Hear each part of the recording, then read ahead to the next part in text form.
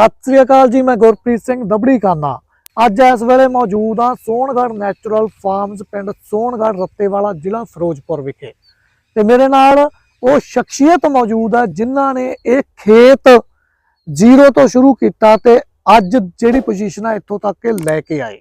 इन्हां दे इस सफर का मैं गवाह उस वेले का भी गवाह जदों इत्थे 5 साल होया ही कुछ नहीं ते जदों खेत चो कुछ हुंदा हो ना होवे उदों भी बंदा लग्या रवे। ये कोई छोटी मोटी गल नहीं, बहुत ही संघर्ष भरिया बाई जी का सफर रहा।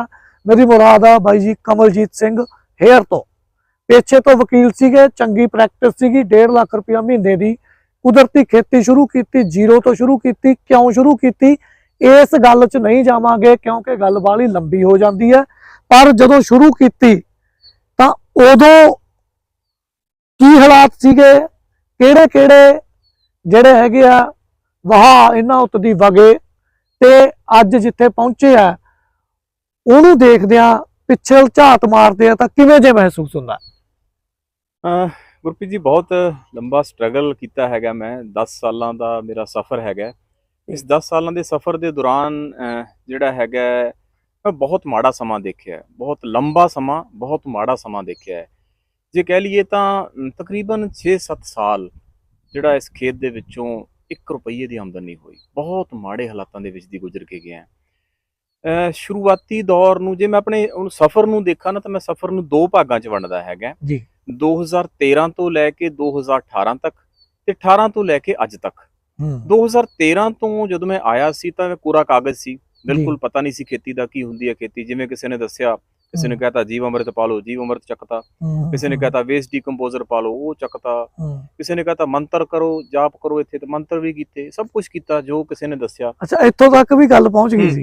अच्छा सब कुछ कीता तां लेकिन मेरी तो प्रोडक्टिविटी जीरो।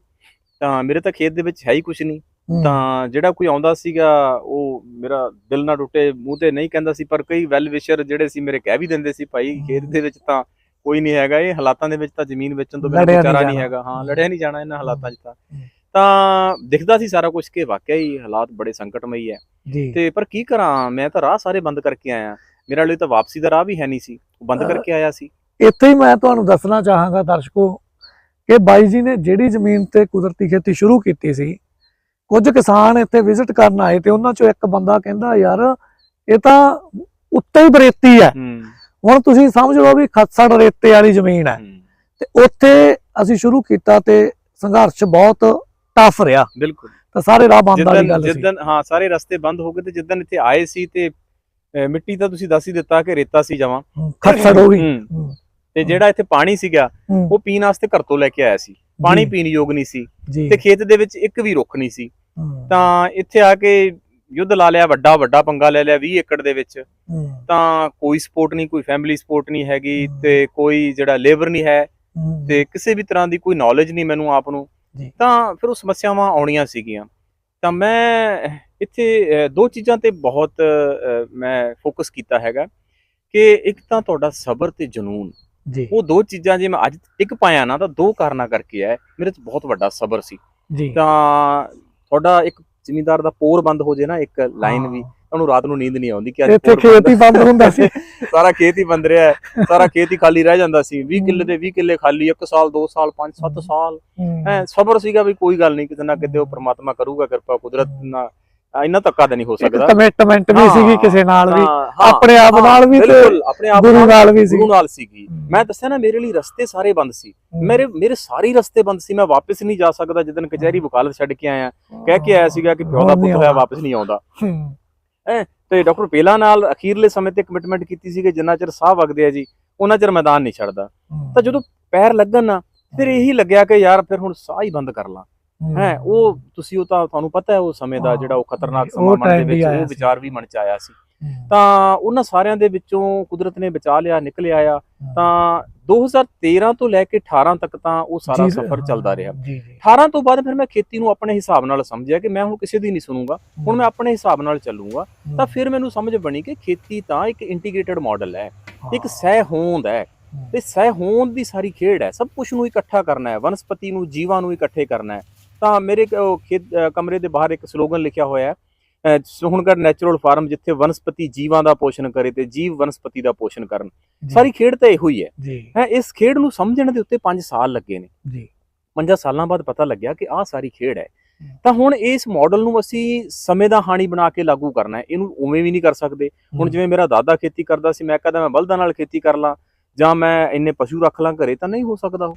ਤਾਂ ਖੇਤੀ ਨੂੰ ਸਮੇਂ ਦਾ ਹਾਣੀ ਬਣਾਉਣਾ ਪੈਣਾ। ਤੇ ਮੈਂ ਅਕਸਰ ਕਹਿੰਦਾ ਹੁੰਦਾ ਕਿ ਮੇਰਾ ਜਿਹੜਾ ਕੰਮ ਹੈਗਾ, ਮੈਂ ਖੇਤੀ ਦੇ ਉਸ ਮਾਡਲ ਨੂੰ, ਜਿਹੜਾ ਮਾਡਲ ਤੇ ਮੇਰਾ ਦਾਦਾ ਖੇਤੀ ਕਰਦਾ ਸੀ, ਉਸ ਮਾਡਲ ਨੂੰ ਸਮੇਂ ਦਾ ਹਾਣੀ ਬਣਾਉਣ ਤੇ ਕੰਮ ਕਰ ਰਿਹਾ ਜੀ। ਟਿਲ ਡੇਟ ਇਹ ਖੇਤੀ ਜਿਹੜੀ ਹੈਗੀ ਹੈ, ਅੱਜ ਦੀ ਤਰੀਕ ਤੱਕ ਇਹ ਖੇਤੀ ਕੁਝ ਜਨੂਨੀ ਲੋਕਾਂ ਦਾ ਕੰਮ ਹੈ। ਜਿਹੜਾ ਆਮ ਮੁੱਖ ਧਾਰਾ ਦੀ ਖੇਤੀ ਬਣਾਉਣਾ ਬਹੁਤ ਮੁਸ਼ਕਿਲ ਹੈ। ਇਹਦੇ ਤੇ ਕੰਮ ਨਹੀਂ ਹੋਇਆ ਜੀ। ਇਹਦੇ ਤੇ ਕੰਮ ਕਰਨ ਦੀ ਲੋੜ ਹੈ। ਇਹਨੂੰ ਸੌਖਿਆ ਕੀਤਾ ਜਾ ਸਕਦਾ ਹੈ, ਪਰ ਕੰਮ ਕਰਨਾ ਪੈਣਾ ਇਹਦੇ ਤੇ। ਤਾਂ ਡਾਕਟਰ ਰੁਪੇਲਾ ਜਦੋਂ ਕਹਿੰਦੇ ਸੀਗੇ ਇਹਦੇ ਤੇ ਕੰਮ ਕਰਨ ਦੀ ਲੋੜ ਹੈ। ਥੋੜਾ ਜਿਹਾ ਡਾਕਟਰ ਰੁਪੇਲਾ ਬਾਰੇ ਮਾੜਾ ਜਿਹਾ ਚਾਨਣਾ। ਡਾਕਟਰ ਰੁਪੇਲਾ ਮੇਰੇ ਗੁਰੂ ਇਕਰੀਸੈਟ ਹੈਦਰਾਬਾਦ ਦੇ ਵਿੱਚ ਪ੍ਰਿੰਸੀਪਲ ਸਾਇੰਟਿਸਟ ਸੀ, ਮਾਈਕਰੋਬਾਇਓਲੋਜਿਸਟ ਸੀ। ਉਹਨਾਂ ਦਾ ਜਨਮ ਹਿਸਾਰ ਦਾ ਸੀ। ਉਹਨਾਂ ਦੀ ਮਾਂ ਬੋਲੀ ਪੰਜਾਬੀ ਸੀ ਤੇ ਪੰਜਾਬ ਲਈ ਬੜੇ ਫਿਕਰਮੰਦ ਸੀ। ਉਹ ਕਹਿੰਦੇ ਸੀ ਕਿ ਪੰਜਾਬੀ ਦਾ ਕਰਜ਼ ਹੈ, ਪੰਜਾਬ ਦਾ ਕਰਜ਼ ਹੈ ਮੇਰੇ ਸਿਰ ਤੇ ਮੈਂ ਪੰਜਾਬ ਲਈ ਕੁਝ ਕਰਨਾ ਹੈ। ਤਾਂ ਉਹ ਪੰਜਾਬ ਦਾ ਬੜਾ ਦਰਦ ਰੱਖਦੇ ਸੀਗੇ। ਤਾਂ ਜਦੋਂ ਉਹਨਾਂ ਨੇ ਇਹ ਗੱਲ ਕਹਿਣੀ, ਮੈਂ ਇਸ ਗੱਲ ਨੂੰ ਥੋੜਾ ਜਿਹਾ ਹੋਰ ਖੋਲ ਕੇ ਦੱਸੂਗਾ। ਉਹਨਾਂ ਨੇ ਕਹਿਣਾ ਕਿ ਖੇਤੀ 'ਚ ਕਮਲਜੀਤ ਕੰਮ ਨਹੀਂ ਹੋਇਆ। ਤਾਂ ਮੈਨੂੰ ਐ ਲੱਗਣਾ ਕਿ ਕੰਮ ਨਾ ਹੋਇਆ, ਇਹ ਕਿਉਂ ਨਹੀਂ ਹੋਇਆ? ਕੰਮ ਤਾਂ ਬਹੁਤ ਹੋਇਆ ਖੇਤੀ 'ਚ। ਵੱਡੇ ਵੱਡੇ ਇੰਸਟੀਚਿਊਟ ਬਣ ਗਏ, ਇੱਕ ਬਿਮਾਰੀ ਦੇ ਉੱਤੇ ਜਿਹੜਾ ਹੈਗਾ PhDਆਂ ਹੋਈਆਂ ਨੇ, ਇੱਕ ਫਸਲ ਤੇ ਇੱਕ ਉਹਦੇ ਕੰਪੋਨੈਂਟ ਤੇ ਹੋਈਆਂ ਨੇ। ਕੰਮ ਕਿਉਂ ਨਹੀਂ ਹੋਇਆ? ਕਿੰਨਾ ਕੰਮ ਹੋਇਆ। ਉਹ ਕਹਿੰਦੇ ਸੀ ਕਿ ਕੰਮ ਜਿਹੜਾ ਹੋਇਆ ਨਾ, ਉਹ ਸਾਰਾ ਆਈਸੋਲੇਸ਼ਨ 'ਚ ਹੋਇਆ, ਕੋਐਗਜ਼ਿਸਟੈਂਸ 'ਚ ਕੰਮ ਨਹੀਂ ਹੋਇਆ। ਤਾਂ ਮੇਰੀ ਸਮਝ ਨਹੀਂ ਸੀ, ਮੇਰਾ ਲੈਵਲ ਨਹੀਂ ਸੀ ਉਦੋਂ, ਤੇ ਉਤੋਂ ਦੀ ਟੱਪ ਜਾਂਦੀਆਂ ਸੀ ਗੱਲਾਂ। ਅੱਜ ਉਸ ਗੱਲ ਦੀ ਸਮਝ ਲੱਗਦੀ ਹੈ ਕਿ ਵਾਕਿਆ ਹੀ ਜਿੰਨਾ ਕੰਮ ਹੋਇਆ ਸਾਰਾ ਆਈਸੋਲੇਸ਼ਨ 'ਚ ਹੋਇਆ, ਕੋਐਗਜ਼ਿਸਟੈਂਸ 'ਚ ਨਹੀਂ ਹੋਇਆ। ਮੈਂ ਉਦਾਹਰਨ ਨਾਲ ਸਮਝਾਉਣਾ। ਗੰਨੇ ਦੇ ਉੱਤੇ ਬਹੁਤ ਕੰਮ ਹੋਇਆ। ਗੰਨੇ ਦੀ ਇੱਕ ਬਿਮਾਰੀ ਤੇ ਇੱਕ ਵੈਰਾਈਟੀ ਤੇ ਗੰਨੇ ਦੇ ਇੰਸਟੀਚਿਊਟ ਖੜੇ ਨੇ, ਬਹੁਤ ਕੰਮ ਹੋਇਆ ਗੰਨੇ ਤੇ, ਮਸ਼ੀਨਾਂ ਗੰਨੇ ਦੀਆਂ, ਬੜਾ ਕੁਛ ਹੈ। ਨਾਲ ਹੀ ਜਿਹੜਾ ਹੈਗਾ ਬੱਕਰੀ ਦੇ ਬਹੁਤ ਕੰਮ ਹੋਇਆ। ਬੱਕਰੀ ਦੀਆਂ ਬਰੀਡ ਤੇ ਕੰਮ ਹੋਇਆ, ਬੱਕਰੀ ਦੀਆਂ ਬਿਮਾਰੀਆਂ ਤੇ ਕੰਮ ਹੋਇਆ, ਪਰ ਗੰਨੇ ਤੇ ਬੱਕਰੀ ਨੂੰ ਜੋੜ ਕੇ ਕੰਮ ਨਹੀਂ ਹੋਇਆ ਹੈ। ਹੁਣ ਗੰਨੇ ਤੇ ਬੱਕਰੀ ਨੂੰ ਜੋੜ ਲਓ, ਬੱਕਰੀ ਨੂੰ ਗੰਨੇ ਤੇ ਛੱਡ ਦਿਓ, ਬੱਕਰੀ ਗੰਨੇ ਨੂੰ ਖਾਊਗੀ ਨਹੀਂ ਤੇ ਨੀਂਦ ਖਾ ਲੂਗੀ। ਕਿੱਡਾ ਕੁ ਕੰਮ ਸੀ, ਠੀਕ ਹੈ। ਜਿੰਨਾ ਕੰਮ ਹੋਇਆ ਸਾਰਾ ਆਈਸੋਲੇਸ਼ਨ 'ਚ ਹੋਇਆ, ਇੱਕ ਚੀਜ਼ ਤੇ ਹੋਇਆ, ਕੋਐਗਜ਼ਿਸਟੈਂਸ ਹੋਇਆ ਹੀ ਨਹੀਂ। ਤੁਸੀਂ ਜਦੋਂ ਵਿਕਾਸ ਨੂੰ ਵੀ ਦੇਖਦੇ ਹੋ ਨਾ, ਚੀਜ਼ਾਂ ਨੂੰ ਜੋੜ ਕੇ ਨਹੀਂ ਹੋਇਆ, ਅੱਡੋ ਅੱਡ ਦੇਖਿਆ ਗਿਆ, ਅੱਡੋ ਅੱਡ ਦੇਖਿਆ। ਇੱਕ ਚੀਜ਼ ਨੂੰ ਚੱਕ ਲਿਆ, ਟਾਇਰ ਚੱਕ ਲਿਆ, ਟਾਇਰ ਤੇ ਬਹੁਤ ਕੰਮ ਹੋਇਆ। ਜਿਵੇਂ ਇਹ ਨੱਕ ਦਾ ਡਾਕਟਰ, ਇਹ ਕੰਨ ਦਾ ਡਾਕਟਰ, ਇਹ ਗਲੇ ਦਾ ਡਾਕਟਰ, ਇਹ ਢਿੱਡ ਦਾ ਡਾਕਟਰ। ਤੁਸੀਂ ਜਿਹੜਾ ਡਿਵੈਲਪਮੈਂਟ ਹੈ ਨਾ, ਜਿਹੜਾ ਮਾਡਲ ਹੈ ਸਾਡਾ, ਇਹ ਸੋ ਕਾਲਡ ਐਵੋਲੂਸ਼ਨ ਕਵਾਂਗੇ ਅਸੀਂ ਨੂੰ, ਜਿਹੜਾ ਮਨੁੱਖੀ ਸਭਿਅਤਾ ਦਾ ਵਿਕਾਸ ਹੈ, ਇਸ ਵਿਕਾਸ ਦੇ ਵਿੱਚ ਵੀ ਇਹੀ ਹੋਇਆ। ਸਾਰਾ ਕੁਝ ਇਕੱਠਾ ਸੀ। ਜਦੋਂ ਧਰਤੀ ਸਾਨੂੰ ਜੀਵਨ ਆਇਆ ਇਸ ਧਰਤੀ ਤੇ ਸਾਰੇ ਵਨਸਪਤੀ ਦੇ ਜੀਵ ਇਕੱਠੇ ਸੀ। ਤਾਂ ਮਨੁੱਖ ਨੂੰ ਦਿਮਾਗ ਜ਼ਿਆਦਾ ਦਿੱਤਾ, ਤਾਂ ਦਿਮਾਗ ਦੇ ਨਾਲ ਇਹ ਆਪਦੇ ਕੰਮ ਦੀ ਵਨਸਪਤੀ ਦੇ ਜੀਵ ਲੈ ਕੇ ਜੰਗਲ ਤੋਂ ਅਲੱਗ ਹੋ ਗਿਆ। ਇਹ ਕਹਿੰਦਾ ਮੈਨੂੰ ਤਾਂ ਜੀ ਬੱਕਰੀ ਚਾਹੀਦੀ ਹੈ ਦੁੱਧ ਵਾਸਤੇ, ਠੀਕ ਹੈ, ਮੈਨੂੰ ਘੋੜਾ ਚਾਹੀਦਾ ਹੈ, ਤੇ ਮੈਨੂੰ ਜਾਮਣ ਦਾ ਰੁੱਖ ਚਾਹੀਦਾ ਜਾਮਣਾ ਖਾਣ ਵਾਸਤੇ। ਇਹਨਾਂ ਨੂੰ ਲੱਗ ਲੈ ਕੇ ਜੰਗਲ ਤੋਂ ਅਲੱਗ ਹੋ ਗਿਆ। ਪਹਿਲੀ ਆਈਸੋਲੇਸ਼ਨ ਉੱਥੇ ਹੋਈ। ਉਸ ਤੋਂ ਬਾਅਦ ਫਿਰ ਇਹ ਘੇਰਾ ਛੋਟਾ ਕਰਦਾ ਗਿਆ। ਇਹ ਕਹਿੰਦਾ ਕਿ ਮੈਨੂੰ ਹੁਣ ਸੱਪ ਨਹੀਂ ਚਾਹੀਦਾ, ਮਾਰੋ ਸੱਪ ਨੂੰ, ਠੀਕ ਹੈ, ਮੈਨੂੰ ਬਾਥੂ ਨਹੀਂ ਚਾਹੀਦਾ, ਇਹਨੂੰ ਵੀ ਕੱਢੋ ਬਾਹਰ। ਵਨਸਪਤੀ ਤੇ ਜੀਵਾਂ ਦਾ ਘੇਰਾ ਛੋਟਾ ਕਰਦਾ ਗਿਆ। ਇਹ ਕੱਲੀ ਫਸਲ ਤੇ ਆ ਗਿਆ, ਠੀਕ ਹੈ। ਉਸ ਤੋਂ ਬਾਅਦ ਫਿਰ ਆਈਸੋਲੇਸ਼ਨ, ਕੱਲਾ ਮਨੁੱਖ ਕਹਿੰਦਾ ਮੈਂ ਹੀ ਰਹਾ। ਫਿਰ ਉਸ ਤੋਂ ਬਾਅਦ ਜਿਹੜਾ ਹੁਣ ਪਿਛਲੇ 1 ਦਹਾਕੇ 'ਚ ਹੋਇਆ, ਮਨੁੱਖ ਤੋਂ ਦੂਰੀ ਵੱਧ ਗਈ, ਠੀਕ ਹੈ। ਹੁਣ ਪਰਿਵਾਰ ਦੇ ਵਿੱਚ 5 ਜੀ ਬੈਠੇ ਆ, 5 ਜੀਆਂ ਦੇ ਕੋਲੇ ਆਪਣੇ ਆਪਣੇ ਮੋਬਾਈਲ ਹੈਗੇ, ਸਾਰੇ ਉਹਦੇ 'ਚ ਬਿਜ਼ੀ ਹੈਗੇ ਆ। ਤੁਹਾਡੀ ਮਨੁੱਖ ਤੋਂ ਮਨੁੱਖ ਦੀ ਦੂਰੀ ਹੋ ਗਈ, ਆਈਸੋਲੇਸ਼ਨ ਹੋਰ ਹੋ ਗਈ। ਤਾਂ ਹੁਣ ਇਹਦੋਂ ਨੈਕਸਟ ਸਟੇਜ ਮੈਂ ਸਮਝਦਾ ਹੈਗਾ ਕਿ ਉਹ ਹੈਗੀ ਹੈ ਕਿ ਤੁਹਾਡੀ ਸਰੀਰ ਤੇ ਮਨ ਦੀ ਆਈਸੋਲੇਸ਼ਨ, ਜਿਹੜੀ ਆਰਟੀਫੀਸ਼ੀਅਲ ਇੰਟੈਲੀਜੈਂਸ ਆਈ ਜਾਂਦੀ ਹੈ, ਉਹ ਕਰੂਗੀ। ਤਾਂ ਕਿੱਥੇ ਜਾ ਕੇ ਰੁਕਾਂਗੇ ਅਸੀਂ ਤਾਂ ਇਕੱਲਤਾ ਵੱਲ ਨੂੰ ਵੱਧ ਰਹੇ ਹਾਂ। ਤਾਂ ਸਭ ਚੀਜ਼ਾਂ ਨੂੰ ਇਕੱਠਾ ਦੇਖਣ ਦੀ ਲੋੜ ਹੈ, ਇੰਟੀਗ੍ਰੇਟ ਕਰਨ ਦੀ ਲੋੜ ਹੈ। ਖੇਤੀ ਦੇ ਵਿੱਚ ਇੰਟੀਗ੍ਰੇਸ਼ਨ ਤੋਂ ਕੀ ਮਤਲਬ ਹੈ? ਏਕੀਕ੍ਰਿਤ ਕਰਨ ਤੋਂ। ਖੇਤੀ ਦੇ ਵਿੱਚ ਇੰਟੀਗ੍ਰੇਟਡ ਮਾਡਲ ਤੋਂ ਕੰਮ ਹੈਗਾ ਕਿ ਵਨਸਪਤੀ ਤੇ ਜੀਵਾਂ ਨੂੰ ਇਕੱਠੇ ਕਰਨਾ ਹੈ। ਵਨਸਪਤੀ ਦੀ ਵਿਲੱਖਣਤਾ ਇਹ ਨਹੀਂ ਹੈਗਾ ਵਨਸਪਤੀ ਦੇ ਵਿੱਚ ਕੱਲੀਆਂ ਫਸਲਾਂ ਜਾਂ ਫਸਲਾਂ ਅਸੀਂ 10 ਕਿਸਮ ਦੀਆਂ, ਨਾ, ਫਸਲਾਂ ਤੇ ਆਪਣਾ ਫਸਲਾਂ ਤੇ ਰੁੱਖ, ਜਿਹੜਾ ਰੁਪੇਲਾ ਜੀ ਦਾ ਕੋਟ ਹੈ, ਬਿਲਕੁਲ ਉਹ ਬੜਾ ਜਿਹਾ ਕਲੀਅਰ ਕਰੋ। ਡਾਕਟਰ ਰੁਪੇਲਾ ਜਦੋਂ ਖੇਤੀ ਨੂੰ ਡਿਫਾਈਨ ਕਰਦੇ ਆ ਤਾਂ ਉਹ ਕਹਿੰਦੇ ਕਿ ਜ਼ਮੀਨ ਉੱਪਰ ਮਹਿਜ ਫਸਲਾਂ ਬੀਜਣਾ ਖੇਤੀ ਨਹੀਂ, ਖੇਤੀ ਤਾਂ ਇੱਕ ਵਿਲੱਖਣ ਸੁਮੇਲ ਹੈ ਫਸਲਾਂ, ਰੁੱਖਾਂ, ਪਸ਼ੂ ਧਨ, ਸੂਖਮ ਜੀਵ ਤੇ ਪੰਛੀਆਂ ਦਾ। ਤਾਂ 5 ਕੰਪੋਨੈਂਟ ਕਹਿੰਦੇ ਖੇਤੀ ਦੇ। 2 ਕਿਸਮ ਦੀ ਵਨਸਪਤੀ ਤੇ 3 ਕਿਸਮ ਦੇ ਜੀਵ। ਇਹ ਵੀ ਖੋਲ ਦਿਓ ਮਾੜਾ ਜਿਹਾ। ਵਨਸਪਤੀ 2 ਕਿਸਮ ਦੀ, ਇੱਕ ਤਾਂ ਵਨਸਪਤੀ ਉਹ ਜਿਹੜੀ ਹਰ ਸਾਲ ਉਗਦੀ ਹੈ ਤੇ ਹਰ ਸਾਲ ਖਤਮ ਹੁੰਦੀ ਹੈ, ਜਿਹਨੂੰ ਆਪਾਂ ਐਨੂਅਲਸ ਕਹਿੰਦੇ ਆ, ਫਸਲਾਂ ਜਿੰਨੀਆਂ ਆ ਗਈਆਂ। ਇੱਕ ਵਾਰੀ ਉੱਗ ਕੇ ਲੰਬਾ ਸਮਾਂ ਚੱਲਣ ਵਾਲੀ, ਜਿਹਦੇ ਵਿੱਚ ਸਾਰੇ ਰੁੱਖ ਆ ਗਏ। ਤਾਂ ਤੁਹਾਡੇ ਖੇਤ ਦੇ ਵਿੱਚ ਫਸਲਾਂ ਵੀ ਹੋਣੀਆਂ ਚਾਹੀਦੀਆਂ ਤੇ ਰੁੱਖ ਵੀ ਹੋਣੇ ਚਾਹੀਦੇ ਆ। 3 ਕਿਸਮ ਦੇ ਜੀਵ, ਮਿੱਟੀ ਦੇ ਵਿੱਚ ਰਹਿਣ ਵਾਲੇ ਜੀਵ, ਮਿੱਟੀ ਦੇ ਉੱਪਰ ਤੁਰਨ ਵਾਲੇ ਤੇ ਉੱਡਣ ਵਾਲੇ। ਠੀਕ ਹੈ, ਮਿੱਟੀ ਦੇ ਵਿੱਚ ਰਹਿਣ ਵਾਲੇ ਸੂਖਸ਼ਮ ਜੀਵ, ਤਾਂ ਉੱਪਰ ਤੁਰਨ ਵਾਲੇ ਨੂੰ ਜ਼ਿਆਦਾ ਨੂੰ ਪਾਲਤੂ ਬਣਾ ਸਕਦੇ ਹਾਂ ਅਸੀਂ, ਤੇ ਆਪਣੇ ਸਮੇਤ। ਹਾਂ, ਤਾਂ ਉਦੋਂ ਉੱਪਰ ਜਿਹੜੇ ਉੱਡਣ ਵਾਲੇ ਉਹ ਪੰਛੀ ਜਗਤ ਜੀ। ਤਾਂ ਤਿੰਨੋਂ ਕਿਸਮ ਦੇ ਜੀਵ, ਤਿੰਨ ਲੋਕ ਦੀ ਗੱਲ ਹੁੰਦੀ ਹੈ। ਹਾਂ, ਤੇ ਉਹ ਇੱਥੇ ਹੀ ਹੈ। ਹਾਂ, ਤਾਂ ਜਦੋਂ ਇਹ ਪੰਜ ਚੀਜ਼ਾਂ ਇਕੱਠੀਆਂ ਹੋ ਜਾਂਦੀਆਂ ਤਾਂ ਫਿਰ ਖੇਤੀ ਬਣਦੀ ਹੈ, ਤੇ ਉਹਨੂੰ ਦੁਨੀਆ ਦੀ ਕੋਈ ਤਾਕਤ ਫੇਲ ਨਹੀਂ ਕਰ ਸਕਦੀ ਉਸ ਖੇਤੀ ਨੂੰ। ਜੀ। ਤਾਂ ਉਹ ਵਿਵਸਥਾ ਦੀ ਸਿਰਜਣਾ ਦੇ ਤੁਹਾਨੂੰ ਸਮਾਂ ਲੱਗਣਾ ਹੈ। ਇਹ ਨਹੀਂ ਹੈਗਾ ਕਿ ਤੁਸੀਂ ਅੱਜ ਹੀ ਸਾਰਾ ਕੁਝ ਖੜਾ ਕਰ ਲਓਗੇ, ਉਹਦੇ 2-3 ਸਾਲ ਲੱਗਣੇ ਆ। 18 ਤੋਂ ਮੈਂ ਉਸ ਦੇ ਤੇ ਕੰਮ ਕਰਨਾ ਸ਼ੁਰੂ ਕੀਤਾ, ਤਾਂ 2 ਸਾਲ ਮੈਨੂੰ ਖੜਾ ਹੋਣ ਤੇ ਲੱਗੇ। 20 ਤੱਕ ਮੈਨੂੰ ਲੱਗਦਾ ਹਜੇ ਵੀ ਅਸੀਂ 60-65% ਤੱਕ ਹੀ ਪਹੁੰਚੇ ਹਾਂ। ਹਾਂ, ਹਜੇ ਉਹ ਸੰਭਾਵਨਾਵਾਂ ਰਹਿਣੀਆਂ ਨੇ, ਇਹ ਤਾਂ ਸੰਪੂਰਨ ਹੋਇਆ ਨਹੀਂ ਜਾ ਸਕਦਾ। ਮੇਰੇ ਚ ਅੱਜ ਵੀ ਲੱਖ ਕਮੀਆਂ ਹੋਣਗੀਆਂ, ਤਾਂ ਉਹ ਤਾਂ ਚੱਲਦਾ ਰਹਿਣਾ ਨਿਰੰਤਰ, ਉਹ ਸਭ ਕੁਝ ਚੱਲਦਾ ਰਹਿਣਾ। ਤਾਂ ਹੁਣ ਇਹ ਲੱਗਿਆ ਕਿ ਜਿੰਨੀ ਕਿ ਸਮਝ ਬਣੀ ਹੈ, ਇਸ ਸਮਝ ਨੂੰ ਸਪਰੈਡ ਕਰੀਏ, ਕਿਉਂਕਿ ਮੇਰੇ ਗੁਰੂ ਡਾਕਟਰ ਪੇਲਾ ਦਾ ਇਹ ਸੁਪਨਾ ਸੀਗਾ ਕਿ ਅਸੀਂ ਪੰਜਾਬ ਦੇ ਕੰਟੈਕਸਟ ਦੇ ਵਿੱਚ ਪੰਜਾਬ ਦਾ ਜਿਹੜਾ ਹਾਲਾਤਾਂ ਦੇ ਮੁਤਾਬਕ ਦਾ ਇੱਕ ਮਾਡਲ ਸਿਰਜੀਏ, ਫਿਰ ਉਸ ਮਾਡਲ ਨੂੰ ਸਪਰੈਡ ਕਰੀਏ। ਪਹਿਲਾਂ ਤਾਂ ਉਹਨੂੰ ਉਹਦੀ ਰਿਸਰਚ ਤੇ ਕੰਮ ਚੱਲਦਾ ਰਿਹਾ, ਹੁਣ ਜਿੰਨੀ ਕੁ ਸਮਝ ਬਣੀ ਹੈ ਉਹਨੂੰ ਹੈ ਕਿ ਉਹਨੂੰ ਤਾਂ ਸਪਰੈਡ ਕਰੀਏ। ਦੇਖੋ ਭਾਜੀ ਕਹਿ ਰਹੇ ਆ ਕਿ ਜਿੰਨੀ ਕੁ ਸਮਝ ਬਣੀ ਹੈ, ਪਰ ਮੈਂ ਇਹਨਾਂ ਨੂੰ 13 ਤੋਂ ਜਦੋਂ ਇਹ ਖੇਤ ਸ਼ੁਰੂ ਹੋਏ ਆ ਉਦੋਂ ਤੋਂ ਜਾਣਦਾ, ਤੇ ਮੈਨੂੰ ਪਤਾ ਵੀ ਸਮਝ ਕਿੰਨੀ ਬਣ ਚੁੱਕੀ ਆ। ਅੰਨੇ ਵਾਹ ਸਮਝ ਬਣ ਗਈ ਆ, ਵਾਹਿਗੁਰੂ ਦੀ ਕਿਰਪਾ। ਤੇ ਉਹ ਸਮਝ ਜੇ ਪੰਜਾਬ ਦਾ ਜਾਂ ਭਾਰਤ ਦਾ ਜਾਂ ਪੂਰੀ ਦੁਨੀਆ ਦਾ ਜਿਹੜਾ ਸਿਸਟਮ ਹੈ, ਉਸ ਸਮਝ ਨੂੰ ਅਪਣਾ ਕੇ ਖੇਤੀ ਦੀ ਨਵੀਂ ਤਕਨੀਕ ਪਾਲਿਸੀ ਦੇ ਨਾਲ ਆਵੇ, ਤਾਂ ਖੇਤੀ ਦਾ ਪੂਰਾ ਸੰਕਟ ਜਿਹੜਾ ਹੈਗਾ ਉਹ ਦਿਨਾਂ ਮਹੀਨਿਆਂ ਕੁਝ ਸਾਲਾਂ 'ਚ ਜਿਹੜਾ ਹੈਗਾ ਐਲੀਮੀਨੇਟ ਹੋ ਜਾਊਗਾ, ਤੇ ਮੁੜ ਖੇਤੀ ਕਿਸਾਨੀ ਖੁਸ਼ਹਾਲ ਹੋ ਜਾਊਗੀ। ਸੋ ਤੁਸੀਂ ਜੋ ਕਹਿ ਰਹੇ ਹੋ ਕਿ ਇੰਟੈਗ੍ਰੇਟਡ ਮਾਡਲ ਦੀ ਲੋੜ ਹੈ, ਤੇ ਉਹ ਇਸ ਤਰ੍ਹਾਂ ਦਾ ਜਿਹੜਾ ਤੁਸੀਂ ਐਕਸਪਲੇਨ ਕਰਤਾ, ਵਿਸਥਾਰ ਨਾਲ ਦੱਸਤਾ। ਤਾਂ ਹੁਣ ਜੇ ਮੈਂ ਪੁੱਛਾਂ ਸਾਡੇ ਦਰਸ਼ਕਾਂ ਦੇ ਲਈ ਕਿ ਬਈ ਆਪਣੇ ਖੇਤ ਦੇ ਵਿੱਚ ਇਹ ਜਿਹੜੀ ਇੰਟੈਗ੍ਰੇਸ਼ਨ ਹੈ ਇਹ ਕਿੰਨੀ ਕੁ ਹੋ ਚੁੱਕੀ ਹੈ, ਇਹਦਾ ਤੁਹਾਨੂੰ ਫਾਇਦਾ ਵੀ ਹੋ ਰਿਹਾ, ਤੇ ਕਿੱਥੋਂ ਤੱਕ ਇਹ ਪਹੁੰਚ ਜਾਣੀ ਹੈ? ਬਿਲਕੁਲ, ਇਸ ਇੰਟੀਗ੍ਰੇਟਡ ਦੇ ਮਾਡਲ ਦੇ ਵਿੱਚ ਜੇਕਰ ਇੱਕ ਚੀਜ਼ ਦੀ ਗੱਲ ਕਰੀਏ ਤਾਂ ਫਸਲਾਂ ਦੀ ਗੱਲ ਕਰੀਏ ਤਾਂ ਫਸਲਾਂ ਦੇ ਵਿੱਚ ਟੋਟਲ 40-50 ਫਸਲਾਂ ਹੋ ਜਾਂਦੀਆਂ ਨੇ ਜੀ। ਤੇ ਜੇਕਰ ਅਸੀਂ ਰੁੱਖਾਂ ਦੀ ਗੱਲ ਕਰੀਏ ਤਾਂ ਰੁੱਖਾਂ ਦੇ ਵਿੱਚ 1500 ਰੁੱਖ ਆ ਗਿਆ, 120 ਪ੍ਰਜਾਤੀਆਂ ਆ ਗਈਆਂ। ਇਹ 2 ਕੰਪੋਨੈਂਟ ਹੋ ਗਏ। ਜੇ ਜੀਵਾਂ ਦੇ ਵਿੱਚ ਗੱਲ ਕਰੀਏ ਤਾਂ ਮਿੱਟੀ ਦੇ ਵਿੱਚ ਰਹਿਣ ਵਾਲੇ ਜੀਵਾਂ ਦੀ ਗਿਣਤੀ ਬਹੁਤ ਵੱਧ ਗਈ ਹੈ। ਉਹਨਾਂ ਨੂੰ ਫੂਡ ਦੇਣਾ ਹੈ, ਤੁਸੀਂ ਭੋਜਨ ਦੇਣਾ ਹੈ, ਤਾਂ ਮਲਚਿੰਗ ਤੇ ਜ਼ਿਆਦਾ ਜ਼ੋਰ ਦੇਣਾ ਹੈ, ਤਾਂ ਉਹ ਮਲਚਿੰਗ ਤੇ ਜ਼ਿਆਦਾ ਫੋਕਸ ਕੀਤਾ, ਤਾਂ ਉਹਦੇ ਨਾਲ ਉਹਨਾਂ ਦੀ ਗਿਣਤੀ ਜੀਵਾਂ ਦੀ ਵੱਧ ਗਈ ਹੈ। ਤਾਂ ਪਾਲਤੂ ਜੀਵਾਂ ਨੂੰ ਵੱਧ ਤੋਂ ਵੱਧ ਹਿੱਸਾ ਬਣਾਇਆ ਹੈਗਾ। ਹੁਣ ਬੜੇ ਲੋਕ ਮੇਰੇ ਕੋਲੇ ਵਿਜ਼ਿਟ ਕਰਦੇ ਨੇ, ਉਹ ਪੁੱਛ ਲੈਂਦੇ ਨੇ ਕਿ ਆ ਖਰਗੋਸ਼ ਵਿਕ ਜਾਂਦੇ ਆ। ਮੈਂ ਕਹਿ ਦਿੰਦਾ ਭਾਈ ਇਹ ਖਰਗੋਸ਼ ਮੇਰੇ ਲਈ ਤਾਂ ਬੋਨਸ ਹੈ, ਜੇ ਵਿਕ ਗਏ ਠੀਕ ਆ, ਨਹੀਂ ਤਾਂ ਨਾ ਸਹੀ। ਮੇਰਾ ਖਾਂਦੇ ਕੀ ਵਿਚਾਰੇ ਇਹ? ਮੇਥੋਂ ਤਾਂ ਜਿਹੜਾ ਹੈਗਾ ਮੇਰੇ ਨਦੀਨ ਹੈ, ਹੁਣ ਮੇਰੇ ਵੀਡਸ ਹੈ, ਉਹ ਵੀਡਸ ਨੂੰ ਮੈਂ ਜੇਕਰ ਉਹਨੂੰ ਡੀਕੰਪੋਜ਼ ਕਰਾਉਣਾ, ਨੰਡੇਪ ਕੰਪੋਸਟ ਦੇ ਨਾਲ ਕਰਾਉਣਾ, ਤੇ ਮੇਰੇ 3 ਮਹੀਨੇ ਲੱਗਣਗੇ। ਇਹਨਾਂ ਵਿਚਾਰਿਆਂ ਨੇ 24 ਘੰਟਿਆਂ 'ਚ ਮੈਨੂੰ ਕਨਵਰਟ ਕਰਤੇ, ਤੇ ਕਿੰਨਾ ਕੰਮ ਕਰਤਾ ਮੇਰਾ ਕੀ ਖਾਦਾ ਇਹਨਾਂ ਨੇ? ਮੈਨੂੰ ਤਾਂ ਦੇਖ ਹੀ ਜਾਂਦੇ ਆ ਇਹ।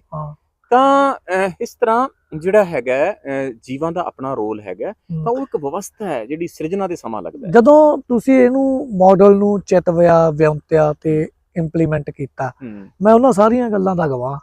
ਤਾਂ ਤੁਹਾਡੀਆਂ ਪਲਾਨਿੰਗਾਂ ਮੇਰੇ ਨਾਲ ਹੀ ਸ਼ੇਅਰ ਹੁੰਦੀਆਂ ਸੀ। ਹੁਣ ਆ ਗਿਆ, ਤਾਂ ਤੁਸੀਂ ਜਦੋਂ ਬਾਇਓਗੈਸ ਪਲਾਂਟ ਚਿਤਵਿਆ ਤਾਂ ਉਹਨੂੰ ਬੜਾ ਡਿਟੇਲ ਦੇ ਵਿੱਚ ਡੂੰਘਾਈ ਦੇ ਨਾਲ ਉਹਦੇ ਤੇ ਖੋਜ ਕੀਤੀ, ਤੇ ਉਹਦਾ ਡਿਜ਼ਾਈਨ ਉਸ ਤਰ੍ਹਾਂ ਦਾ ਬਣਾਇਆ, ਤੇ ਫਿਰ ਉਹਦੇ ਤੋਂ ਵੱਧ ਗੈਸ ਕਿਵੇਂ ਲੈਣੀ ਹੈ ਉਸ ਹਿਸਾਬ ਨਾਲ ਉੱਥੇ ਖਰਗੋਸ਼ ਰੱਖਤੇ।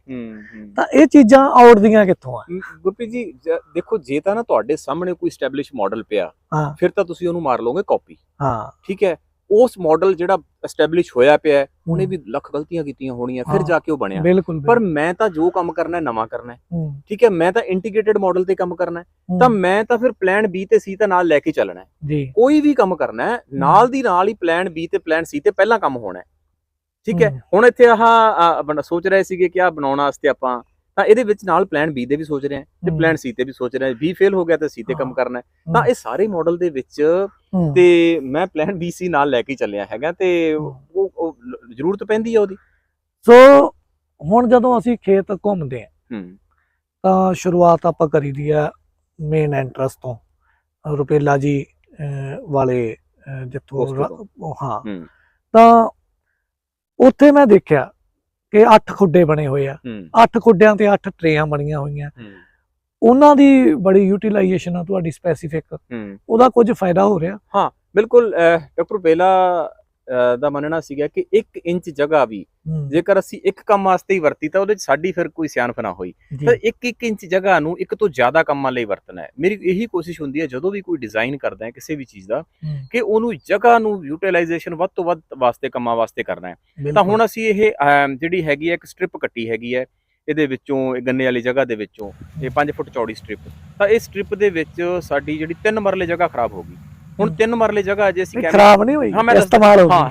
ਹਾਂ ਜੇ ਹੁਣ ਕੈਮੀਕਲ ਖੇਤੀ ਜਗ੍ਹਾ ਮੈਂ ਕਰਦਾ ਹੁੰਦਾ, ਹਾਂ, ਕੈਮੀਕਲ ਖੇਤੀ ਦੇ ਵਿੱਚ ਮੈਨੂੰ 80,000 ਰੁਪਇਆ ਬਚਣਾ ਸੀਗਾ ਖਰਚਾ ਕੱਟ ਕੇ ਸਾਲ ਦੇ ਵਿੱਚੋਂ। ਜੀ, ਇੱਕ ਕਨਾਲ ਦੇ ਵਿੱਚੋਂ ਮੈਨੂੰ ਜਿਹੜਾ ਸੀਗਾ 10,000 ਰੁਪਇਆ, ਹਾਂ, ਤੇ ਇੱਕ ਮਰਲੇ ਦੇ ਵਿੱਚੋਂ ਮੈਨੂੰ 500 ਰੁਪਇਆ ਬਚਣਾ ਸੀ। ਜੀ, 3 ਮਰਲੇ ਮੈਂ ਜਗ੍ਹਾ ਇੱਥੇ ਚਲੋ ਕੈਮੀਕਲ ਖੇਤੀ ਦੇ ਹਿਸਾਬ ਨਾਲ ਕਹਿਦੀ ਤੇ ਖਰਾਬ ਕਰ ਲਈ, ਕਰ ਲਈ, ਠੀਕ ਹੈ। 3 ਮਰਲਿਆਂ ਦੇ ਵਿੱਚ ਮੇਰਾ 1500 ਦਾ ਨੁਕਸਾਨ ਹੋ ਗਿਆ। ਜੀ, ਹੁਣ ਮੈਂ 1500 ਦੀ ਭਰਪਾਈ ਕਰਨੀ ਹੈ, ਮੈਂ 1 ਲੱਖ ਰੁਪਏ ਦੀ ਇਨਵੈਸਟਮੈਂਟ ਕੀਤੀ ਇਹਦੇ ਵਿੱਚ। ਹੂੰ, 1 ਲੱਖ ਦੀ ਇਨਵੈਸਟਮੈਂਟ ਕਰਕੇ ਹੂੰ, ਮੈਂ ਇੱਕ ਤਾਂ ਸ਼ਾਪ ਬਣਾ ਲਈ ਜਿਹੜੀ ਜਿਸ ਤੇ ਮੈਂ ਆਪਣੀਆਂ ਉਹ ਹਾਂ, ਹਾਂ। ਖਾਦਾਂ ਵੇਚਦਾ ਹੈ। ਜੀ, ਤਾਂ ਫਿਰ ਸੈਕੰਡ ਜਿਹੜਾ ਹੈਗਾ ਮੇਰੇ ਕੋਲੇ 8 ਖੁੱਡੇ ਬਣ ਗਏ ਥੱਲੇ ਜਾਨਵਰਾਂ ਦੇ, 8 ਬਰੀਡਾਂ ਹੋ ਗਈਆਂ। ਜੀ, ਇਸ ਤੋਂ ਉੱਪਰਲੇ ਪਾਸੇ ਇਹ 3 ਜਿਹੜਾ ਹੈਗਾ ਟਰੇਆਂ ਬਣ ਗਈਆਂ, ਸੌਰੀ ਇਹਦੇ ਚ ਉੱਪਰ 8 ਟਰੇਆਂ ਬਣ ਗਈਆਂ। ਇਹਨਾਂ ਟਰੇਆਂ ਦੇ ਵਿੱਚ ਮੈਂ 3 ਫਸਲਾਂ ਲੈਣਾ। ਹੂੰ, ਸਭ ਤੋਂ ਪਹਿਲਾਂ ਪਾਲਕ ਲੈਣਾ, ਹੂੰ, ਫਿਰ ਉਸ ਤੋਂ ਬਾਅਦ ਮੈਂ ਜਿਹੜਾ ਹੈਗਾ ਪਿਆਜ਼ ਲੈਣਾ, ਹੂੰ, ਪਿਆਜ਼ ਤੋਂ ਬਾਅਦ ਫਿਰ ਜਿਹੜਾ ਹੈਗਾ ਮੈਂ ਮੂੰਗਫਲੀ ਲੈਣਾ। ਉਹ ਤਾਂ ਅੱਛਾ, ਮੇਰਾ ਕੱਲਾ ਪਿਆਜ਼ ਹੀ ਜਿਹੜਾ ਹੈਗਾ ਉਹ 8 ਟਰੇਆਂ ਦੇ ਵਿੱਚੋਂ 1500 ਦਾ ਹੈ। ਹੂੰ, ਬਾਕੀ ਸਾਰਾ ਕੁਝ ਛੱਡ ਦਿਓ, ਹੂੰ, ਠੀਕ ਹੈ। ਨਾਲ ਦੇਸੀ ਗੁਲਾਬ ਲਾਇਆ ਪਿਛਲੇ ਪਾਸੇ, ਉਹਦੇ ਚੋਂ ਆਮਦਨ ਹੋ ਗਈ। ਤਾਂ ਇਸ ਮਾਡਲ ਦੇ ਵਿੱਚ ਟੋਟਲ 3 ਫਸਲਾਂ, ਨਾਲ ਜਿਹੜਾ ਹੈਗਾ ਉੱਪਰ ਅੰਗੂਰਾਂ ਦੀਆਂ ਵੱਲਾਂ ਆ ਗਈਆਂ, ਥੱਲੇ ਜਾਨਵਰਾਂ ਦੇ ਖੁੱਡੇ ਆ ਕੇ 5 ਚੀਜ਼ਾਂ ਇੱਥੇ ਹੋ ਗਈਆਂ, ਨਾਲ ਵਰਮੀ ਕੰਪੋਸਟ ਦੀਆਂ ਟਰੇਆਂ ਬਣ ਗਈਆਂ, 8 ਟਰੇਆਂ ਹੋ ਗਈਆਂ। ਤਾਂ ਕਿੰਨਾ ਕੁਝ ਫਿੱਟ ਕਰਤਾ ਇਹਦੇ ਵਿੱਚ ਇੰਨੀ ਜਗ੍ਹਾ ਦੇ ਵਿੱਚ ਹੀ। ਹੂੰ, ਮਤਲਬ ਤੁਸੀਂ 1500 ਰੁਪਏ ਦੀ ਜਿਹੜੀ ਤੁਹਾਡੀ ਖਰਾਬਾ ਸੀਗਾ ਹਾਂ ਉਹਨੂੰ 10-12 ਹਜ਼ਾਰ ਚ ਬਦਲਤਾ। ਬਿਲਕੁਲ ਬਿਲਕੁਲ ਬਿਲਕੁਲ ਬਿਲਕੁਲ ਬਿਲਕੁਲ ਬਿਲਕੁਲ। ਸੋ ਇਹ ਜਿਹੜੀ ਸੂਖਮ ਪਲੈਨਿੰਗ ਹੈ, ਇਹ ਕਰਦੇ ਕਿਵੇਂ? ਇਹਦੀ ਲੋੜ ਕੀ ਹੈ? ਅਸਲ 'ਚ ਸੌ ਜਾਣੇ ਜੀ। ਮੇਰੀ ਐਵਰੇਜ ਨੀਂਦ ਹੈ ਨਾ ਜਿਹੜੀ ਉਹ ਪਿਛਲੇ 8-10 ਸਾਲਾਂ ਦੀ, ਹਾਂ, ਉਹ 5 ਘੰਟੇ ਤੋਂ ਵੱਧ ਨਹੀਂ ਹੈ। ਮੈਂ 5 ਘੰਟਿਆਂ ਤੋਂ ਵੱਧ ਸੌ ਹੀ ਨਹੀਂ ਪਾਇਆ। ਕਿਸੇ ਦਿਨ ਮੈਂ 2 ਘੰਟੇ ਸੌਣਾ ਤੇ ਕਿਸੇ ਦਿਨ 6 ਘੰਟੇ ਸੁੱਤਾ ਦਾ। ਤਾਂ ਬਹੁਤ ਕੁਝ ਹੈ ਜਿਹੜਾ ਤੁਹਾਨੂੰ ਡਿਜ਼ਾਈਨ ਪਲਾਨ B ਤੇ C ਬਾਰੇ ਸੋਚਣ ਵਾਸਤੇ ਬੜਾ ਕੁਝ ਬਹੁਤ ਕਰਨਾ ਪੈਂਦਾ ਹੈ। ਪਲਾਨ A ਤਾਂ ਸੌਖਾ ਨਾ, ਤੁਸੀਂ ਸੋਚ ਲਓਗੇ ਕਿ ਇੱਥੇ ਆ ਕਰਨਾ ਹੈ, ਪਰ ਉਹਦਾ ਨਾਲ B ਤੇ C ਤੇ ਬਹੁਤ એનર્ਜੀ ਲੱਗਦੀ ਹੈ। ਤਾਂ ਉਹਦੇ ਤੇ ਬਹੁਤ ਸਮਾਂ ਲੱਗਿਆ। ਸੋ ਦੋਸਤੋ, ਮੈਂ ਤੁਹਾਨੂੰ ਭਾਜੀ ਦੀ ਮਿਹਨਤ ਦਾ ਇੱਕ ਥੋੜਾ ਜਿਹਾ ਜ਼ਿਕਰ ਕਰਨਾ ਚਾਹਾਂਗਾ। ਇਹ ਜਿਹੜਾ ਸਾਡਾ ਖੇਤ ਆ 20 ਏਕੜ ਦਾ ਖੇਤ ਹੈ, ਤੇ ਇਹ ਜਿਹੜੇ ਤੁਸੀਂ ਪਲਾਟ ਦੇਖ ਰਹੇ ਹੋ ਭਾਜੀ, ਇਹ 3 ਕਿੱਲੇ ਕਿ 3.5 ਕਿੱਲੇ 3.5 ਕਿੱਲੇ ਲੰਬੇ, 3.5 ਕਿੱਲੇ ਲੰਬੇ ਆ, ਮਤਲਬ 700 ਫੁੱਟ 700 ਫੁੱਟ ਲੰਬੇ ਆ। ਤੇ ਇਹਦੇ ਵਿੱਚ ਨਾ 4 ਖਾਲੀਆਂ ਪੱਟੀਆਂ ਸੀਗੀਆਂ, ਟ੍ਰੈਂਚਾਂ ਜਿਹਨੂੰ ਕਹਿੰਦੇ ਆ, ਤੇ ਲਗਭਗ 3 ਫੁੱਟ ਡੂੰਘੀਆਂ। ਜੇਠ ਹਾੜ ਦੇ ਮਹੀਨੇ ਚ ਤਾਜ਼ਾ ਵਕੀਲ ਵਕਾਲਤ ਛੱਡ ਕੇ ਆਇਆ, ਤੇ ਜੇਠ ਹਾੜ ਦੇ ਮਹੀਨਿਆਂ ਚ ਕੱਲੇ ਨੇ ਉਹ ਖਾਲੀਆਂ 700 ਫੁੱਟ ਲੰਮੀ ਇੱਕ ਖਾਲੀ ਤੇ 4 ਖਾਲੀਆਂ ਪੱਟੀਆਂ। ਤੇ ਹੁਣ ਕੋਈ ਆ ਕੇ ਐਂ ਨਹੀਂ ਕਹਿ ਸਕਦਾ ਵੀ ਇਹ ਤਾਂ ਵਕੀਲ ਹੈ। ਇਹਦੇ ਬਾਈ ਦੇ ਹੱਥ ਦੇਖੋ, ਹੈ ਅੱਟਣ ਪਏ ਹੋਏ ਆ ਮੋਟੇ ਮੋਟੇ। ਹੁਣ ਵੀ ਮੈਂ ਤੇ ਹੁਣ ਵੀ ਆ ਇੱਕ ਆ ਟ੍ਰੈਂਚ ਤੁਸੀਂ ਜਿਹੜੀ ਆਪਣੀ ਸਕਰੀਨ ਤੇ ਦੇਖ ਰਹੇ ਹੋ, ਇਹ ਮੈਂ ਇਹਨਾਂ ਨੂੰ ਪੁੱਛਿਆ ਆ ਕੇ ਵੀ ਇਹ ਕਾਹਦੇ ਨਾਲ ਪੱਟੀ ਆ, ਮੈਂ ਕਿਹਾ ਮਸ਼ੀਨੀ ਹੋਊਗੀ। ਹੈ ਮਸ਼ੀਨੀ ਟ੍ਰੈਂਚ ਵਾਂਗੂ ਇਹਨਾਂ ਨੇ ਟ੍ਰੈਂਚ ਪੱਟਤੀ ਆ 3 ਫੁੱਟ ਡੂੰਘੀ। ਫੇਰ ਤੇ ਜਿੰਨੀ ਕੁ ਕਈ ਨਾਲ ਪੱਟੀ ਆ ਯਾਰ, ਮੈਂ ਹੈਰਾਨ ਆ। ਤੇ ਬਾਜੀ ਇਹ ਜਿਹੜਾ ਜਜ਼ਬਾ ਮਿਹਨਤ ਦਾ ਕਿੱਥੋਂ ਆਉਂਦਾ? ਤੇ ਝੇਡਾਂ ਝੂਡਾਂ ਕਿੰਨੀਆਂ ਹੁੰਦੀਆਂ? ਬਹੁਤ ਹੁੰਦੀਆਂ, ਉਹ ਨਹੀਂ ਮੈਂ ਪਰਵਾਹ ਨਹੀਂ ਕਰਦਾ। ਪਹਿਲਾਂ ਗੁੱਸਾ ਆਉਂਦਾ ਸੀਗਾ, ਹੁਣ ਗੁੱਸਾ ਨਹੀਂ ਆਉਂਦਾ, ਹੁਣ ਤਰਸ ਆਉਂਦਾ ਹੈ। ਹੁਣ ਵੀ ਲੋਕ ਆਉਂਦੇ ਨੇ, ਕਰ ਜਾਂਦੇ ਨੇ, ਆ ਕੇ ਟਿਚਰਾਂ ਕਰ ਜਾਂਦੇ ਨੇ, ਤੇ ਹੁਣ ਮੂੰਹ ਤੇ ਘੱਟ ਕਰਦੇ ਨੇ। ਪਹਿਲਾਂ ਤਾਂ ਲੋਕ ਮੂੰਹ ਤੇ ਕਹਿ ਦਿੰਦੇ ਸੀ, ਹੁਣ ਮੂੰਹ ਤੇ ਘੱਟ ਕਰਦੇ ਆ, ਪਿੱਛੋਂ ਹੱਸਦੇ ਆ। ਪਰ ਮੈਂ ਪਰਵਾਹ ਨਹੀਂ ਕਰਦਾ। ਮੈਂ ਪਹਿਲਾਂ ਵੀ ਨਹੀਂ ਕੀਤੀ, ਅੱਜ ਵੀ ਨਹੀਂ ਕਰਦਾ। ਤਾਂ ਮੈਨੂੰ ਕਿਸੇ ਨੇ ਮਾੜਾ ਕਿਹਾ, ਮੈਂ ਤਾਂ ਵੀ ਪਰਵਾਹ ਨਹੀਂ ਕੀਤੀ। ਜੇ ਅੱਜ ਕੋਈ ਮੂੰਹ ਤੇ ਮੇਰੀ ਸਿਫਤਾਂ ਕਰਦਾ, ਮੈਂ ਤਾਂ ਵੀ ਨਹੀਂ ਕਰਦਾ ਪਰਵਾਹ। ਠੀਕ ਹੈ, ਮੈਂ ਆਪਣਾ ਮੇਰਾ ਮਿਸ਼ਨ ਹੈਗਾ, ਮੈਂ ਉਸ ਖੇਤੀ ਨੂੰ ਸਮੇਂ ਦਾ ਹਾਣੀ ਬਣਾਉਣ ਤੇ ਕੰਮ ਕਰ ਰਿਹਾ। ਮੇਰਾ ਪੈਸ਼ਨ ਹੈ, ਮੇਰਾ ਜਨੂਨ ਹੈ। ਉਹ ਜਨੂਨ ਕੋਈ ਵੀ ਕੰਮ ਆ ਨਾ ਤੁਹਾਡਾ, 2 ਚੀਜ਼ਾਂ ਮੈਂ ਜਿਵੇਂ ਪਹਿਲਾਂ ਕਹੀਆਂ ਸੀਗੀਆਂ, ਤੁਹਾਡਾ ਸਬਰ ਤੇ ਜਨੂਨ, ਇਹ ਤੁਹਾਡੇ ਕੋਲੇ ਹੈਗਾ ਨਾ, ਤਾਂ ਤੁਸੀਂ ਕੋਈ ਵੀ ਕੰਮ ਚੱਕ ਲਓ। ਮੈਂ ਕਹਿੰਦਾ ਤੁਸੀਂ ਚੋਰੀਆਂ ਕਰਨ ਵੀ ਲੱਗ ਪਓ, ਇੰਟਰਨੈਸ਼ਨਲ ਚੋਰ ਬਣ ਜਾਓਗੇ ਇੱਕ ਦਿਨ। ਤੁਹਾਡੇ ਸਬਰ ਹੈ ਤੇ ਤੁਹਾਡੇ ਚ ਜਨੂਨ ਹੈ, ਤਾਂ ਤੁਸੀਂ ਕੋਈ ਵੀ ਕੰਮ ਫੜ ਲਓ, ਸਬਰ ਤੇ ਜਨੂਨ ਉਹ ਹੋਣਾ ਚਾਹੀਦਾ। ਮੈਂ ਇੱਥੇ ਜਿੱਥੇ ਇਹ ਬਖਸ਼ਿਸ਼ ਹੈ ਗੁਰੂ ਸਾਹਿਬ ਦੀ, ਤਾਂ ਉਹਦੇ ਕਰਕੇ ਹੀ ਹੈਗਾ ਕਿ ਸਬਰ ਬਹੁਤ ਵੱਡਾ ਸੀ ਤੇ ਜਨੂਨ ਤਾਂ ਅੱਜ ਵੀ ਇੰਨਾ ਸ਼ਦਾਈਪਣ ਹੈਗਾ, ਰਾਤ ਨੂੰ ਵੀ ਲੱਗ ਜਾਂਦਾ ਉੱਠ ਕੇ। ਤੇ ਬਸ ਯਾਰ ਚਾਹ ਹੈ ਕੰਮ ਦਾ। ਸੋ ਦੋਸਤੋ, ਖੇਤਾਂ ਦੇ ਰਾਜਿਆਂ ਨੂੰ ਖੇਤ ਹੀ ਰਾਜ ਬਖਸ਼ਦੇ ਆ, ਤੇ ਖੇਤ ਮੰਗਦੇ ਆ ਤੁਹਾਡੀ ਮਿਹਨਤ, ਤੁਹਾਡਾ ਮੁੜਕਾ, ਤੁਹਾਡੀ ਲਗਨ, ਤੁਹਾਡਾ ਸਬਰ ਤੇ ਤੁਹਾਡਾ ਜਨੂਨ। ਤੇ 2013 ਤੋਂ 2022 11 ਸਾਲ ਹੋ ਗਏ, 10 ਸਾਲ ਹੋ ਗਏ। ਹਾਂ, ਨੀਅਰ ਅਬਾਊਟ 10 ਸਾਲ, 9-10 ਸਾਲ ਹੋ ਗਏ ਆ। ਤੇ ਮੈਂ ਇਹਨਾਂ 9-10 ਸਾਲਾਂ ਦੇ ਵਿੱਚ ਇਹ ਸਾਰਾ ਆਪਣੇ ਅੱਖਾਂ ਦੇ ਨਾਲ ਹੁੰਦਾ ਹੋਇਆ ਦੇਖਿਆ, ਤੇ ਉਹਦਾ ਰਿਜ਼ਲਟ ਆ ਜਿਹੜਾ ਅੱਜ ਸਾਨੂੰ ਸੋਹਣਾ ਮਿਲਦਾ ਪਿਆ। ਤੇ ਰਿਜ਼ਲਟ ਦੀ ਗੱਲ ਕਰੀਏ ਤਾਂ ਬਹੁ ਗਿਣਤੀ ਪੁੱਛਣਗੇ ਵੀ ਕੈਮੀਕਲ ਖੇਤੀ ਜਿੰਨੀ ਕਮਾਈ ਹੋ ਜਾਂਦੀ ਹੈ ਆ ਸਾਰੇ ਇੰਟੈਗ੍ਰੇਟਡ ਚੋਂ? ਹਾਂ ਬਿਲਕੁਲ। ਜਿਹੜਾ ਹੈਗਾ ਹੁਣ ਮੈਂ ਪਿਛਲੇ ਤਕਰੀਬਨ ਸਾਲ 1.5 ਸਾਲ ਤੋਂ ਕੈਮੀਕਲ ਖੇਤੀ ਨਾਲੋਂ ਘੱਟ ਨਹੀਂ ਹੈਗਾ। ਤੇ ਉਹਦੇ ਚ ਮੇਰੀ ਹਜੇ ਤੱਕ ਵੀ ਜਿਹੜੀ ਫਰਦਰ ਇਨਵੈਸਟਮੈਂਟ ਕਾਫੀ ਹੋ ਰਹੀ ਹੈਗੀ ਹੈ, ਪਰ ਮੈਂ ਓਵਰਆਲ ਦੇਖਾਂ ਮੈਂ ਤਾਂ ਉਹਦੇ ਨਾਲੋਂ ਘੱਟ ਨਹੀਂ ਹੈਗਾ, ਉੱਥੇ ਮੈਂ ਬਰਾਬਰ ਪਹੁੰਚ ਗਿਆ ਹੈਗਾ। ਤੇ ਪਰ ਮੇਰਾ ਟਾਰਗੇਟ ਬਹੁਤ ਵੱਡਾ ਹੈ, ਤੇ ਉਹ ਟਾਰਗੇਟ ਤਾਂ ਮੇਰਾ ਡਬਲ ਟ੍ਰਿਪਲ ਵਾਲਾ ਹੈ। ਤੇ ਉਹ ਸਾਰੇ ਹਜੇ ਚੀਜ਼ਾਂ ਕੁਝ ਪਾਈਪਲਾਈਨ ਚ ਹੈਗੀਆਂ ਨੇ। ਹਾਂ, ਹਜੇ ਫਰੂਟ ਪ੍ਰੋਡਕਸ਼ਨ ਪ੍ਰੋਪਰ ਨਹੀਂ ਹੋਈ, ਕਈ ਪ੍ਰੋਜੈਕਟ ਨਹੀਂ। ਉਹ ਫਿਰ ਕਈ ਪ੍ਰੋਗਰਾਮ ਇਕੱਠੇ ਵਿੱਢਣੇ ਪਏ ਆ। ਹਾਂ, ਫਰੰਟ ਵਾਲੇ ਖੁੱਲੇ ਹੋਏ ਆ, ਫਰੰਟ ਵਾਲੇ ਖੁੱਲੇ ਹੋਏ ਆ। ਕਿਤੇ ਪੂਰਾ ਆਇਆ ਜਾਂਦਾ, ਕਿਤੇ ਨਹੀਂ ਆ ਜਾਂਦਾ। ਜਿੱਥੇ ਪੂਰਾ ਆ ਜਾਂਦੇ ਆ ਬਈ, ਉੱਥੇ ਕਿਸੇ ਤਰ੍ਹਾਂ ਦਾ ਕੋਈ ਮਸਲਾ ਹੀ ਨਹੀਂ ਹੈਗਾ ਇਨਕਮ ਪੱਖੋਂ।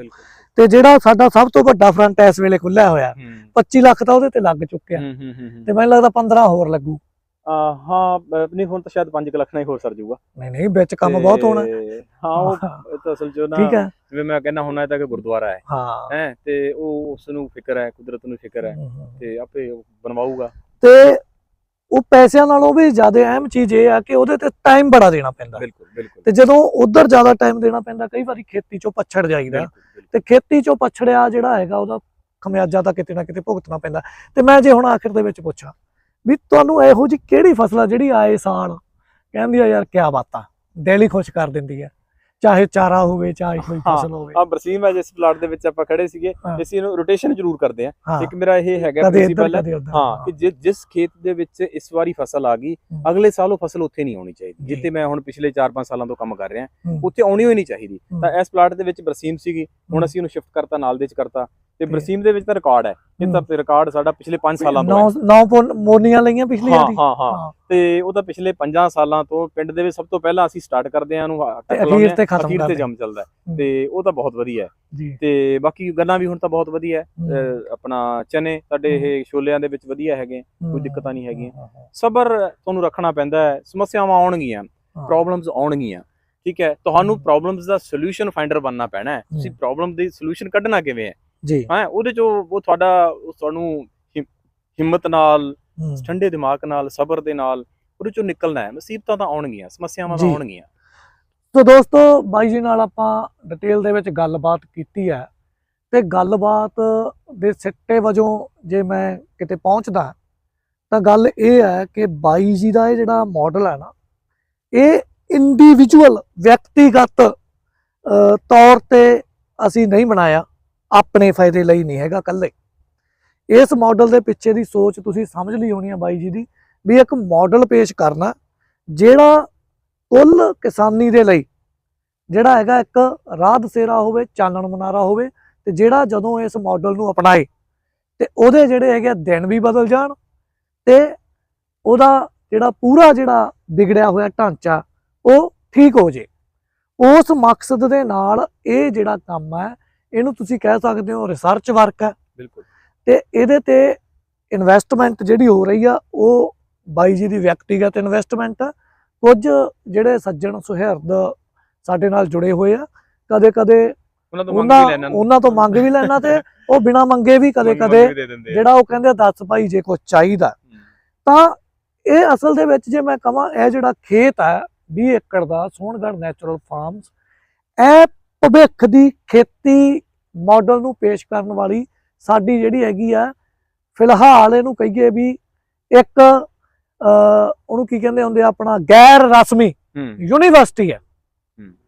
ਇਹ ਸਾਡੀ ਗੈਰ ਰਸਮੀ ਯੂਨੀਵਰਸਿਟੀ ਹੈ, ਤੇ ਇਹਨੂੰ ਅਸੀਂ ਰਸਮੀ ਯੂਨੀਵਰਸਿਟੀ ਦੇ ਵਿੱਚ ਤੁਹਾਡੇ ਸਹਿਯੋਗ ਨਾਲ ਕਨਵਰਟ ਕਰਨਾ। ਇੱਥੋਂ ਜਿਹੜੇ ਘਾਟੇ ਘੂਟੇ ਪੈਣੇ ਸੀ ਜਾਂ ਭਵਿੱਖ 'ਚ ਵੀ ਥੋੜੇ ਬਹੁਤੇ ਪੈਣੇ ਆ, ਉਹ ਸਾਨੂੰ ਹੀ ਪੈਣੇ ਆ, ਪਰ ਜਿਹੜਾ ਇੱਥੋਂ ਗਿਆਨ ਅੱਗੇ ਫੈਲੇਗਾ ਉਹਦਾ ਫਾਇਦਾ ਕੁੱਲ ਲੋਕਾਂ ਨੂੰ ਹੋਣ ਵਾਲਾ ਹੈ। ਗਿਆਨ ਦੀ ਕੋਈ ਕੀਮਤ ਨਹੀਂ ਹੈ, ਉਹਨੂੰ ਤੁਸੀਂ ਤੋਲ ਹੀ ਨਹੀਂ ਸਕਦੇ। ਉਹਦੀ ਕੋਈ ਕੀਮਤ ਨਹੀਂ, ਤੇ ਉਹਦੇ ਤੇ ਇਹਨਾਂ ਤੋਂ ਬਿਨਾ ਕੋਈ ਪੰਜਾਬ ਦੇ ਵਿੱਚ ਨਿੱਠ ਕੇ ਇੰਨਾ ਕੰਮ ਵੀ ਨਹੀਂ ਕਰ ਰਿਹਾ। ਸੋ ਇੱਥੋਂ ਜੋ ਨਿਕਲੇਗਾ ਉਹਦਾ ਫਾਇਦਾ ਕੁੱਲ ਲੁਕਾਈ ਨੂੰ ਹੋਏਗਾ, ਕੁੱਲ ਕਿਸਾਨੀ ਨੂੰ ਹੋਏਗਾ। ਸੋ ਇਹਨੂੰ ਆਪਣੀ ਗੈਰ ਰਸਮੀ ਯੂਨੀਵਰਸਿਟੀ ਮੰਨੀਏ ਆਪਾਂ ਸਾਰੇ, ਤੇ ਜਿੱਥੇ ਰਿਸਰਚ ਹੋ ਰਹੀ ਹੁੰਦੀ ਆ ਉੱਥੇ ਫੰਡ ਵੀ ਚਾਹੀਦੇ ਹੁੰਦੇ ਆ, ਤੇ ਜੇ ਕਦੇ ਲੋੜ ਪਏ ਤਾਂ ਅਸੀਂ ਤੁਹਾਨੂੰ ਯਾਦ ਕਰਾਂਗੇ। ਤੇ ਜ਼ਰੂਰੀ ਇਹ ਵੀ ਹੋ ਜਾਂਦਾ ਵੀ ਤੁਸੀਂ ਆਪ ਪੁੱਛੋ ਵੀ ਭਾਈ ਇਹ ਜਿਹੜਾ ਐਡਾ ਵੱਡਾ ਤੂੰ ਵਿੱਢਿਆ ਹੋਇਆ, ਕੱਲੇ ਆਪਦੇ ਵਾਸਤੇ ਤਾਂ ਵਿੱਢਿਆ ਨਹੀਂ ਹੋਇਆ, ਇਹਦੇ ਲਈ ਜੇ ਕਿਤੇ ਤੈਨੂੰ ਕੋਈ ਲੋੜ ਹੈਗੀ ਆ ਤਾਂ ਦੱਸ, ਆਪ ਪੁੱਛੋ ਤੇ ਇਸ ਜਿਹੜੇ ਯੱਗ ਦੇ ਵਿੱਚ ਆਪਣਾ ਯੋਗਦਾਨ ਜ਼ਰੂਰ ਪਾਓ। ਇੰਨਾ ਕਹਿੰਦੇ ਹੋਏ ਅਸੀਂ ਤੁਹਾਡੇ ਤੋਂ ਆਗਿਆ ਲੈਂਦੇ ਹਾਂ। ਗੱਲਬਾਤ ਲੱਗੀ ਹੋਵੇ ਚੰਗੀ ਤਾਂ ਇਹਨੂੰ ਵੱਧ ਤੋਂ ਵੱਧ ਲਾਈਕ ਅਤੇ ਸ਼ੇਅਰ ਕਰਿਓ, ਤੇ ਨਾਲ ਹੀ ਆਪਣੇ ਚੈਨਲ ਨੂੰ ਸਬਸਕ੍ਰਾਈਬ ਕਰ ਲਿਓ, ਬੈਲ ਆਈਕਨ ਤੇ ਕਲਿੱਕ ਕਰ ਦਿਓ। ਆਪਣਾ ਫੇਸਬੁੱਕ ਪੇਜ ਆ ਉਹਨੂੰ ਵੀ ਲਾਈਕ ਸ਼ੇਅਰ ਫੋਲੋ ਤੇ ਰਿਕਮੈਂਡ ਕਰਨਾ ਨਾ ਭੁੱਲਿਓ। ਬਾਈ ਜੀ ਦਾ ਫੇਸਬੁੱਕ ਪੇਜ ਆ ਸੋਹਣਗੜ੍ਹ ਨੈਚੁਰਲ ਫਾਰਮਸ, ਤੇ ਉਹਨੂੰ ਵੀ ਫੋਲੋ ਕਰੋ, ਲਾਈਕ ਕਰੋ, ਸ਼ੇਅਰ ਕਰੋ, ਰਿਕਮੈਂਡ ਕਰੋ। ਤੇ ਸੋਹਣਗੜ੍ਹ ਨੈਚੁਰਲ ਫਾਰਮਸ ਜਦੋਂ ਤੁਸੀਂ ਗੂਗਲ ਕਰੋਗੇ ਤਾਂ ਗੂਗਲ ਤੇ ਮੈਪ ਤੇ ਲੋਕੇਸ਼ਨ ਪਈ ਆ। ਜਿਹੜਾ ਵੀ ਵੀਰ ਭਾਈ ਭੈਣ ਇੱਥੇ ਆਉਣਾ ਚਾਹੁੰਦਾ ਚੱਲ ਕੇ, ਤੇ ਸਿੱਧਾ ਮੈਪ ਲੋਕੇਟ ਕਰੋ ਤੇ ਇੱਥੇ ਪਹੁੰਚੋ, ਤੇ ਤੁਹਾਨੂੰ ਇਹ ਸਾਰਾ ਕੁਝ ਇੱਥੇ ਜਾਣਨ ਸਮਝਣ ਤੇ ਸਿੱਖਣ ਨੂੰ ਮਿਲੇਗਾ ਜਿਹੜਾ ਬਾਈ ਜੀ ਨੇ ਕੀਤਾ ਹੋਇਆ। ਸਾਰਿਆਂ ਦਾ ਧੰਨਵਾਦ। ਸਤਿ ਸ੍ਰੀ ਅਕਾਲ।